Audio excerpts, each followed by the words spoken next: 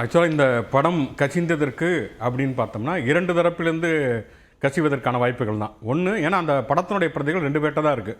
ஒன்று சென்சார்ட்டை வந்து பார்வையிடுவதற்காக இருக்கிறது, இன்னொன்று படக்குழுவிடம் இருக்கிறது. இந்த 2லேருந்து ஏதாவது ஒரு தரப்பிலிருந்து தான் கசிவதற்கான வாய்ப்புகள் இருக்கிறது.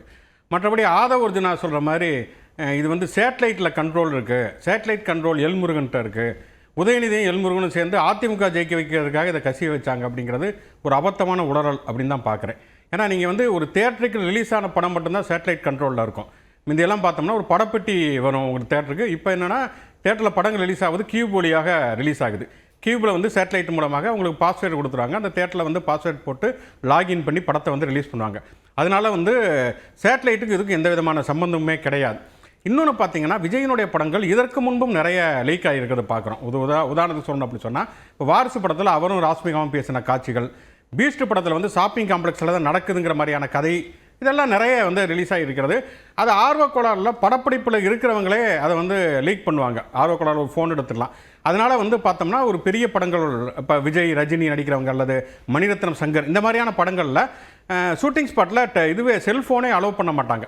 இப்போ நாங்கள்லாம் வந்து நாலாம் விகடனில் இருக்கப்போ ஒரு எக்ஸ்க்ளூசிவாக ரேப்பர் போடுறப்ப ஒரு விஜய் படம் அல்லது ரஜினி படத்தோட எக்ஸ்க்ளூசிவ்னா பிரிண்டிங் ப்ரெஸ்லேயே வந்து ஃபோன் அலோவ் பண்ண மாட்டோம் வந்து. ஏன்னா வேறு யாராவது எடுத்து வெளியிட்டுவாங்க, புக்கு வெளியானதுக்கு பிறகு தான் அந்த எக்ஸ்க்ளூசிவ் ஸ்டில் வரணும்னு சொல்லி.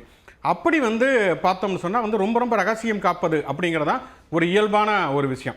இப்போ இந்த இதை பொறுத்த வரைக்கும் பார்த்தோம் அப்படின்னு சொன்னால் இந்த படத்தினுடைய காட்சிகள் வந்து அதாவது நீங்கள் செல்ஃபோனில் எடுத்து நீங்கள் ரிலீஸ் பண்ணால் கூட லீக் ஆனாலுமே கூட 1-2 காட்சிகள் தான் லீக் ஆகும்.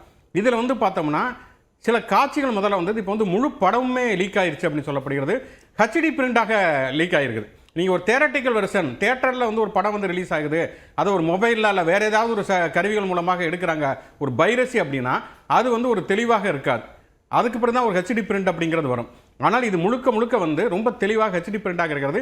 இன்னொன்று அந்த படப்பிரதிகளே பார்த்தா நான் பார்க்கல முழுசா, ஆனால் பார்த்தவர்கள் என்ன சொல்லுகிறாங்கன்னா அதில் ஃபார் எடிட்னு போட்டு வந்து டெக்னிக்கலாக ஒரு படக்குழு என்னெல்லாம் போட்டிருக்குமோ அதுதான் அதில் இருக்குது.